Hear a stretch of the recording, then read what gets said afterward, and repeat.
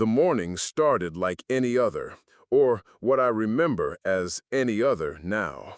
I was making coffee, same as always. My favorite mug, the one with the cracked handle. Usually, I'd set it down with the handle facing me, just habit.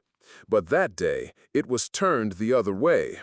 I frowned, just for a second, then gave a small laugh. "Guess I'm still half asleep," I muttered. Sat down at the old computer, the one that hummed a bit too loud, pulled up the news. And there it was, on the corner of the screen, where I usually kept a blank chat window open. A faint smudge, a bit like dirt. I rubbed my eyes, figuring the screen was grimy, but the smudge, it just disappeared when I brought my hand closer. Not wiped away, just gone. Then, a whisper, really faint, like wind slipping through a door crack, but it felt different. It carried something else, a subtle echo of sadness. I lifted my head, looked around the quiet apartment. Nothing. Didn't know what I'd heard. Must be tired, I thought. That's what I told myself. A lot. I drove to the supermarket, decided to stock up. The streets were emptier than usual, not deserted, just thin. At a red light, I saw an old woman struggling to pull her shopping cart up the curb. She slipped, and as she went down, a low growl, barely there, but sharp, cold, brushed through my mind. I whipped my head to look at her. She was just grimacing in pain, her eyes wide, but normal. Nothing unusual there. Not yet, anyway.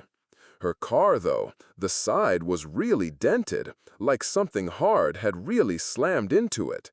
I heard her catch her breath, and under it, in my own head, words repeated, fast, like a broken record. Not safe, not safe. I tried to push it away. Thought it was a car horn, or just street noise. But that echo just stuck, a bad aftertaste. Didn't fade right away. I got out of my car, walked towards the entrance. A kid, a little boy, maybe 5 or 6, was playing with his mom near the entrance. They were playing some kind of hide and seek. The kid suddenly blurted out, "Mommy, I heard it, a funny noise, right inside my head." I stopped dead, looked at the kid. He just looked back at me, innocent eyes. Pure coincidence, I told myself. Must be. Just a kid. Then I kept walking into the store. The greeter, a woman who usually directed carts, she saw me. "Morning," she said, her voice a bit too bright. "Quiet day, huh?" "Just some weird noises in my head, but I guess I'm just tired." She smiled, but her eyes, they didn't quite meet mine. My stomach tightened, felt a knot form in my gut. I walked a little faster, tried to tell myself it was just coincidence, something in the air making everyone tense. That had to be it. People were just strung out. I was at the checkout, filling my basket, and that's when I saw him. Old Mr. Johnson, my neighbor. We'd had barbecues together. He loved telling those long, rambling stories about his time in the Merchant Marines. He was stumbling, moving really weird, through the checkout area. His eyes, they were cloudy, not like the Mr. Johnson I knew. And his face, it was changing. Pale skin, yeah, but underneath it, these dark green veins were twisting, pushing up against the surface. He lurched, then a gurgling sound came from him. Not words, just a low, drawn-out noise, full of a wet human rasp, mixed with something else, like a big animal growl. The stuff on the shelves near him, it just toppled. Not like a normal cascade. Milk cartons, the ones that were frozen solid, they hit the floor like bricks. But the coffee cans, the metal ones, they just crumpled, soft, like powder. I pulled back, hit a shelf. My blood ran cold. In my head, a mess of thoughts slammed into me. Mr. Johnson's smiling face from a few weeks ago, laughing over a beer.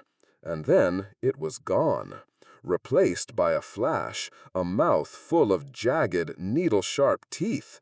Just a split second. Then, through the chaos, I heard a call, faint, distinct. "John, it hurts so much. Help me." It was his voice, the old Mr. Johnson. It was him.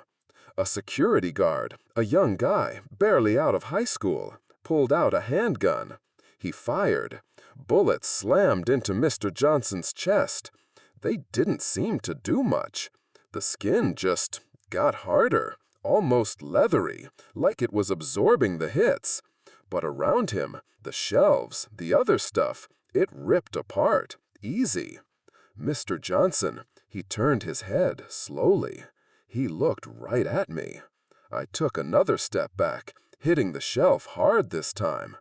But his eyes, They seemed to lock on me a beat too late, like he wasn't really seeing, but something else inside him was starting to.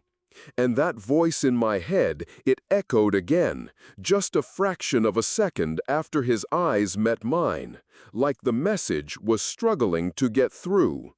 You are special, you hear? You will be the bridge. A woman, clutching a crying baby, ran past. She looked back at Mr. Johnson, her face twisted in pure fright.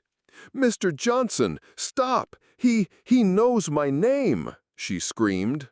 That's when it hit me. He wasn't just looking at me. He was seeing me, knowing me. And inside my head, it wasn't just old Mr. Johnson anymore. It was a new voice, low, whispering. You are the special one, the connected one. I stumbled back, my heart slamming against my ribs. Dread washed over me. It couldn't be true, what I was thinking. This wasn't just a sickness. It knew.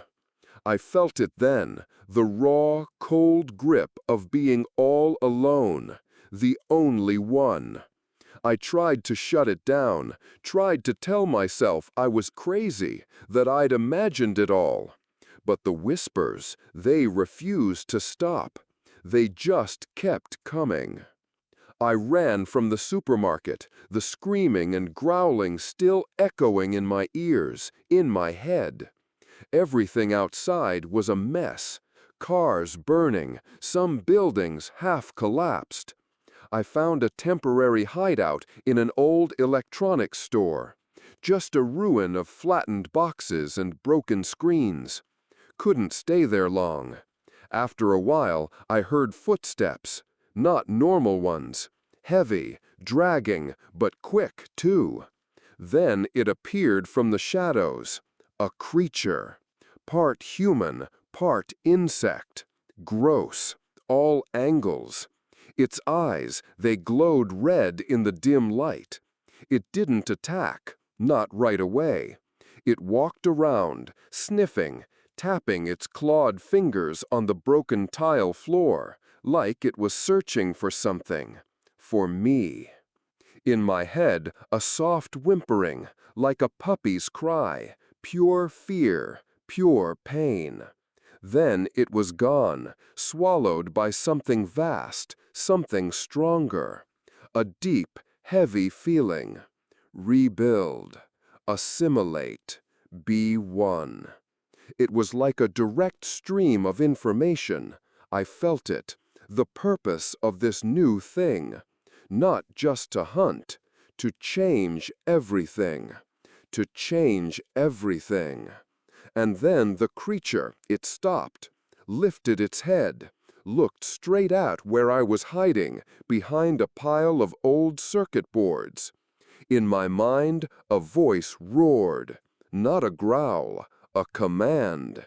You cannot hide. You are ours now. I gripped a metal shelf, my hand shaking. No more pretending. No more lying to myself. This wasn't just a physical threat. It was something in my head, something eating at my thoughts, haunting me. I knew then I wasn't safe, not even inside my own skull. I squeezed out of the electronics store, kept running through the abandoned streets. The sounds, the screams of those hunted, the growls of what hunted them, the echoing pain in my head. It was a hellish symphony. My body screamed, but I just kept moving. I thought I was going to collapse. A massive creature suddenly lumbered out from a dark alleyway. It was a disgusting thing. Part human torso, but with these sharp, spiky insect limbs jutting out everywhere. Its eyes were red, burning holes in its mangled face, and it had what looked like a ragged grin. It stopped dead in front of me, blocking the path. I had nothing left, no energy. It didn't attack immediately. It bent down, its long, sharp fingers lightly touching the filthy ground. And in my head, the chaotic echoes, they were gone, replaced by a single voice, deep, powerful. You are us. You listen to us. You are the bridge. You will rebuild. Then it held out a hand, not to strike, to offer something. In its clawed palm, I could make out a small old lighter, dented, scratched. But those specific scratches? My stomach dropped. It was my lighter, the one I dropped back at the supermarket when I was scrambling. The creature carefully closed its hand around the lighter, and it crumbled, just like dust, soft and silent. Its hand, though, was completely unharmed, not a scratch. Then it looked at me. I felt a cold dread crawl up my spine. The hive mind's echo rang in my head. You have already become us. I don't know how, but I got out of that alley, ran blindly, no direction, just moving. I ended up in some deserted neighborhood, saw an empty house, door hanging open, figured I could catch my breath, just for a bit. I pulled the rotting wooden door shut behind me, leaving it ajar just a crack. In the murky light inside, I heard them. Whispers, groans, the faint, gasping sounds of the old humans. Mingled with deep, hungry snarls, all of it forming a sickening rhythm in my head. I tried to ignore it, but the echoes, they felt like invisible strings pulling me. I moved to an old wooden table. A faint blue glow came from a discarded phone. I picked it up. Screen was dark, but when I unlocked it, there was an image on the wallpaper. The same tiny smudge I saw on my computer screen that morning. But now it was clear. A symbol. A dark, opening eye with strange, small veins spreading out from it. I touched the screen, touched the eye, just for a second. The red mark on the back of my hand, the one I hadn't even noticed, the one that looked like a faint eye, it burned. And the symbol on the phone, it blinked, slowly. I dropped the phone, stumbled back, couldn't believe it. What I was seeing, what I was feeling. I gasped, trying to pull air into my lungs. But in my head, the hunger, the will to rebuild, it rose again, stronger. And with it, the feeling of that eye watching, from everywhere. I realized then, the eye wasn't just a symbol. It was a part of me, and it had been watching through me for a long, long time. I made it out of that house, too. Just kept running. Couldn't stop.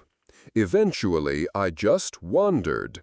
hit a quiet, broken-down residential street, found another empty house, ducked inside, leaned against a wall, trying to breathe, trying to just be still. My hand went into my pocket, felt something crinkly, pulled it out, an old flyer, from the supermarket, the one I'd just fled. On the smiling face of the woman, the one who'd turned, there was a crude drawing, a rough, open eye with those tiny veins spreading out. I didn't remember seeing it before. When I stared at the symbol, the faint red mark on my hand, it pulsed with a soft light. I remembered the smudge on my computer screen this morning. It was exactly this. And in my head, a low, steady thrumming started, like the beat of some immense, hidden heart. In that rhythm, a message came through, clear, not a threat, an invitation. You have seen. You will listen. You will understand. Welcome. The morning after felt like a year, or maybe just a cold blur. I'd been running, just moving from one ruin to another, weeks blurring into a single grinding ache. My stomach felt like an empty sack tied in knots, and my legs, they were just raw bone and muscle protesting every step. The echoes in my head, the screams, the growls, they were always there, a low hum now, like a broken appliance I couldn't unplug. I'd learned to live with it, sort of. I found a house today, or what was left of one. Smashed windows, a door hanging by one hinge. Inside, it smelled like damp wood, and something else. Something cloying, sweet, but wrong, like rotten fruit. But there were a few cans on a shelf, untouched. A miracle, maybe. I grabbed one, some kind of beans. It felt a little warm, which was weird, considering the place was cold, drafty. I frowned, rubbing my forehead. Probably just my hands, messed up by the cold. I sat down on what might have been a kitchen counter, metal, cold against my ass. Tried to open the can. It was stiff. I wrestled with it, and then, right there in my head, a single word, clear as day. Not a growl, not a whimper, just a word. Eat. I froze. My hands stopped turning the can opener. I looked around the empty room, gray light filtering through a broken window. Nothing, just the wind whistling. Did I just say that? I mumbled, the sound too loud in the quiet. I felt pretty crazy, talking to myself out loud now, or thinking I was talking to myself. My hand, the back of it, where that ugly red eye-shaped mark usually sat, it just got a little warm. A gentle pulse. A reminder. That was it. I told myself it was just hunger playing tricks. I really needed to eat. So I did. The beans were bland, cold inside, despite that initial warmth. My stomach cramped, but I kept eating. I had to. Days blended into more running, more hiding. My mind felt stretched thin, like a worn-out rubber band. Then I stumbled onto them.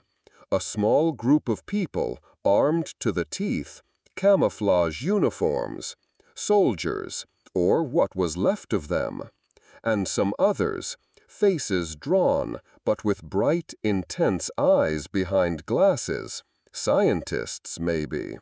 They found me near a collapsed bridge, looking like death warmed over, I guess. At first, they were wary, Too many of their own kind had turned, they said.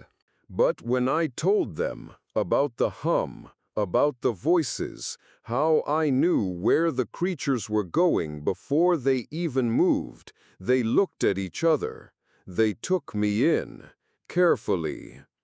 The place was an old hospital, or what used to be. Reinforced walls, sandbags piled high.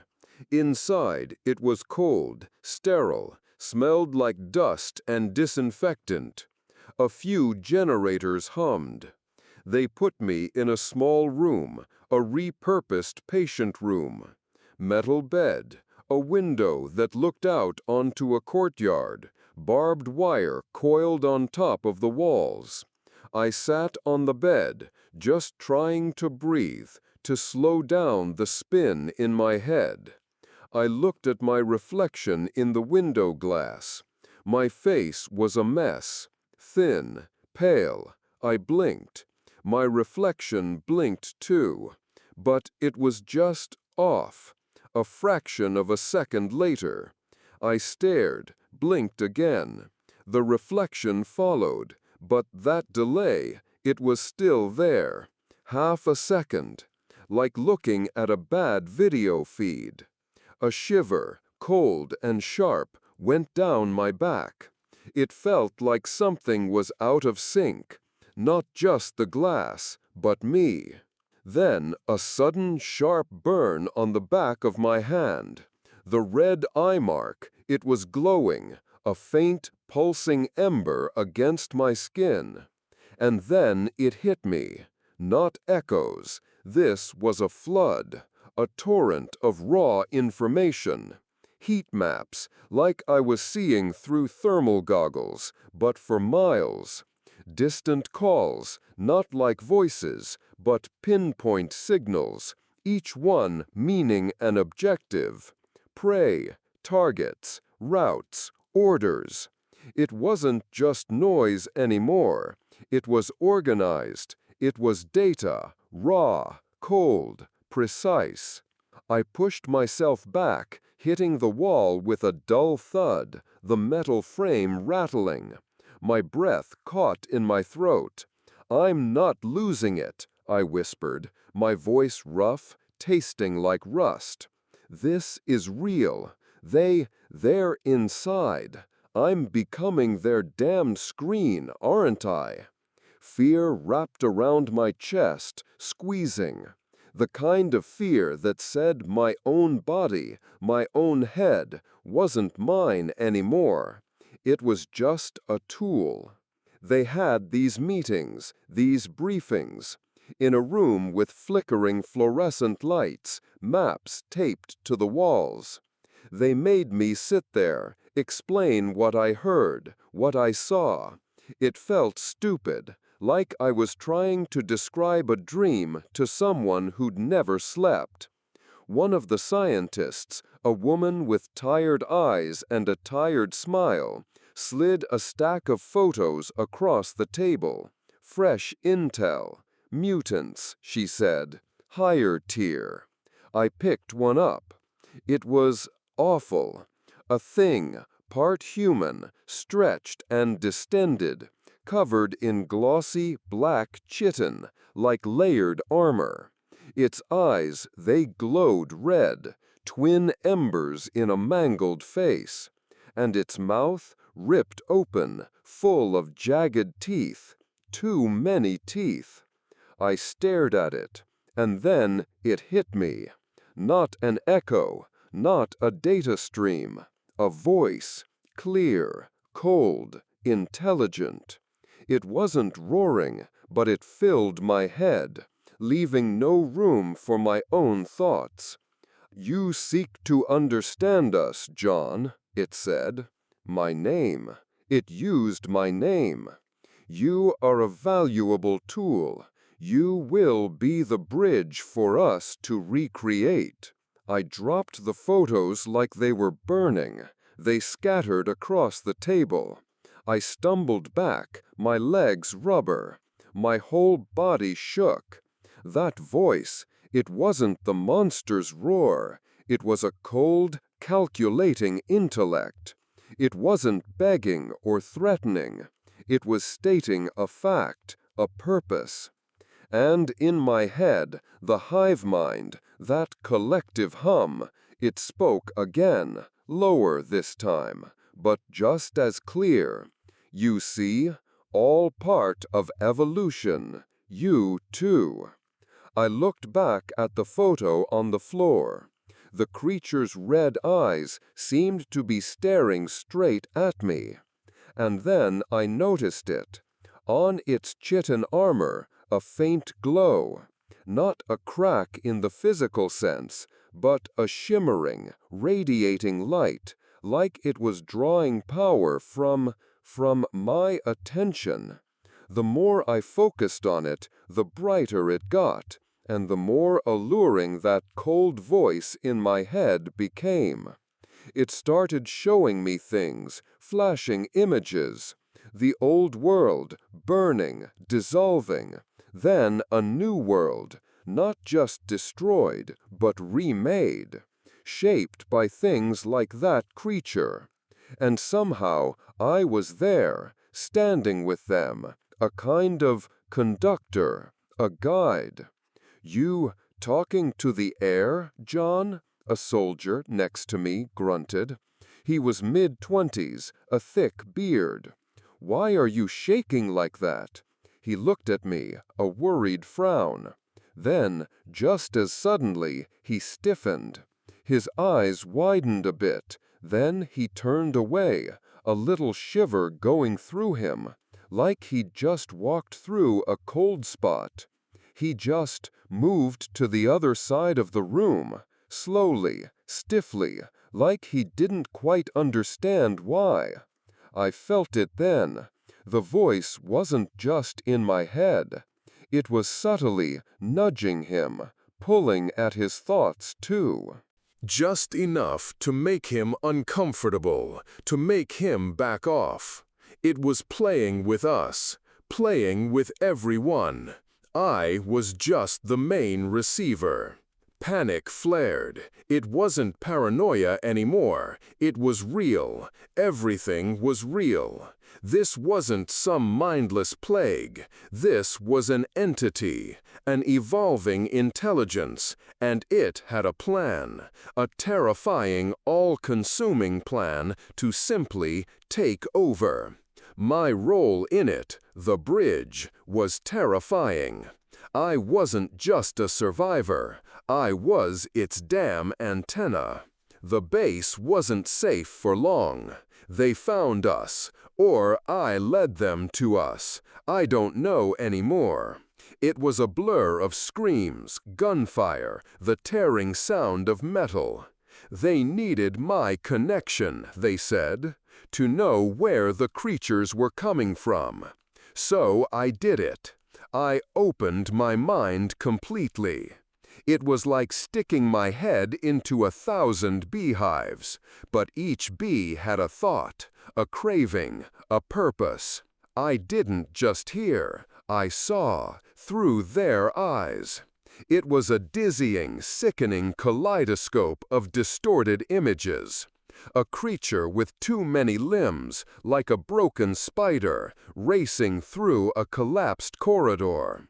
I saw it lunging, claws extended, at a soldier, and I could feel the cold, sharp precision of its movement. No wasted motion, just efficiency. It wasn't just a monster, it was a hunter, honed to perfection. And I felt it, the hunger, the drive. After the initial assault died down, or what they called a lull, one of the scientists, her hair disheveled, face smudged with dirt, came to me with a small device, a brainwave reader. She strapped the thing to my head. The screen flickered to life. Not human brainwaves, not the jagged, chaotic lines you'd expect from a panicked mind. This was different.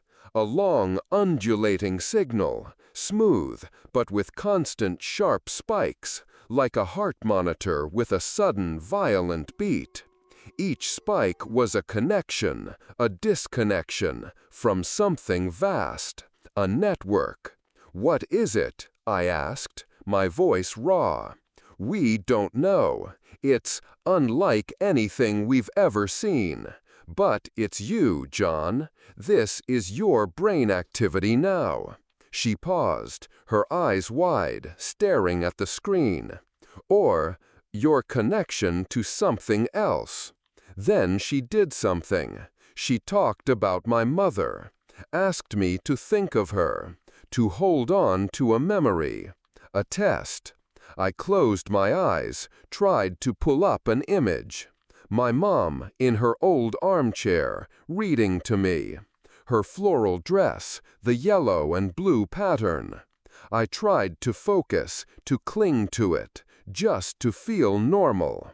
And on the screen, a part of that strange, undulating signal, it pulsed. A single, bright flash. It matched something, a signal they had isolated from one of the highest-tier leaders they'd been tracking. My memory, my mom, it was connected to that. I gasped, my eyes snapping open. The floral dress, it wasn't right. The colors were mixed up, muddy. And her face, it was blurred, like water had been splashed on an old photograph. It wasn't just my thoughts that were infected. My very memories were being twisted. And then the physical sensations, they got sharper. The smell of metal and damp earth wasn't just around me anymore. I tasted it, in my mouth, like I'd been chewing on rusty soil. And my eyes, they didn't just see, they ached from an overload. Thousands of other eyes, distant, unseen, were trying to feed their visual input into my head. I could almost feel their individual blinks, the shifting focus. I clawed at my head, a silent scream building in my throat, pressing against my ribs. Not just immune, I was a puppet, a receiver, and now a part of them. The lines were gone, the barrier was gone. My self was melting away, changing, becoming part of the huge, hungry network I was supposed to be fighting. I was turning into their screen, their mirror, their damn conduit for something terrifying beyond measure. The base ultimately fell. The defenses crumpled like wet paper. Everything was a mess of screaming, tearing, and the guttural sounds of things that used to be human. I ran, or tried to, through a ruined warehouse. Bodies torn and mangled lay everywhere, soldiers and other things. The air was thick with smoke, dust, and something else, something metallic and sweet. I crashed into a wall, cornered. No more running, no more fighting. Then it lumbered into view. The leader, the one from the photo. Massive, chitinous, its red eyes burning with a cold, sharp intelligence. Not a mindless beast. This was something else. It took a slow step towards me, its many limbs clicking on the debris-strewn floor. My breath hitched. I just slid down the wall, collapsing in a heap, exhausted, every bone in my body screaming in pain. It reached out a spiked, clawed hand, not to strike, just to offer.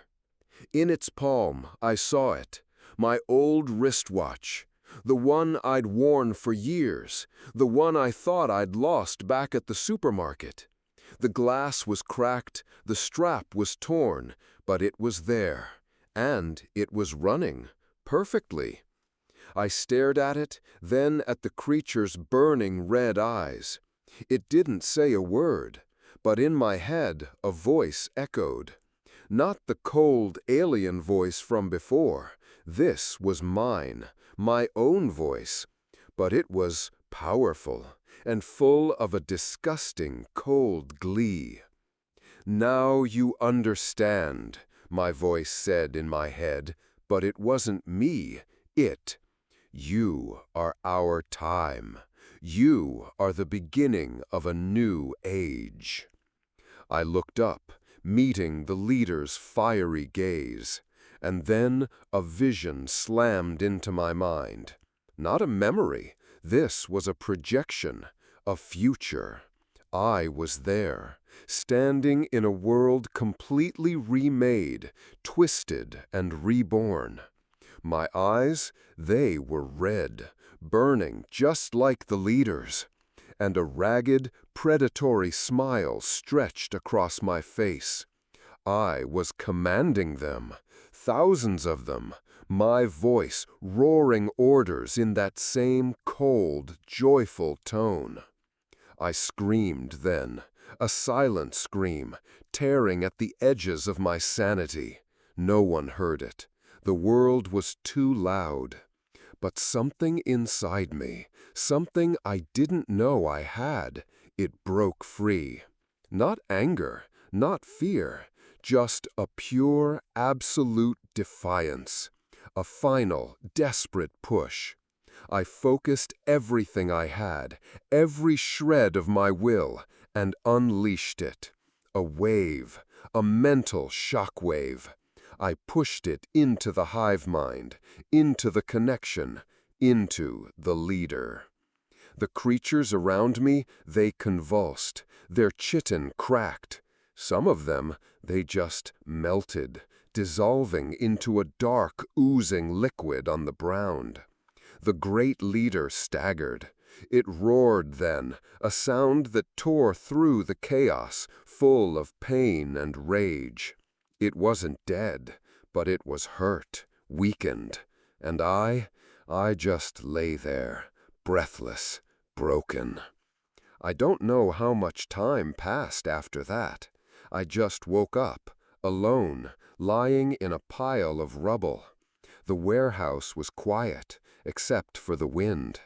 I dragged myself out, left the dead behind. I wandered, through a world that was just wrong now. The trees in the distant forest, they were gnarled, twisted into impossible shapes. Strange, glowing fungi, like something from another planet, sprouted from the decaying wood. The air smelled of damp earth and that sickeningly sweet decay. I found a cabin, old, wooden, sagging. The door hung open, inviting me in. Inside, it was dark, dusty. On a rickety table, I saw it, a piece of crumpled white paper. I didn't remember ever seeing it before. On it, a simple charcoal drawing. An open eye, with those tiny veins spreading out, just like the symbol on my hand. And beneath it, scrawled in a shaky, almost frantic hand, a single sentence. I drew it back. Now I am them. I looked at that drawing. Then I closed my eyes. And in my mind, the hum returned. The hive mind's echoes. Not violent now, just a low, steady thrumming, like a deep, dark lullaby. And then I heard it, a melody, familiar, from my childhood. A nursery rhyme my mother used to sing to me before bed. It was twisted, the words changed, distorted into something ugly, something alien, but the melody, it was still there. You will sleep sound in a world rearranged. Our dream, our dream. I opened my eyes, looked down at my hands. The red eye mark on my hand, it was glowing, clearly. I felt a strange, cold urge then, an impulse to pick up the piece of charcoal lying on the table, to go to the wall, and to draw it, to draw that eye, to make it real. Am I still me? I whispered. The question hung in the air, heavy, unanswered. Just that emptiness, and the echo of the twisted lullaby, soft and horrifying.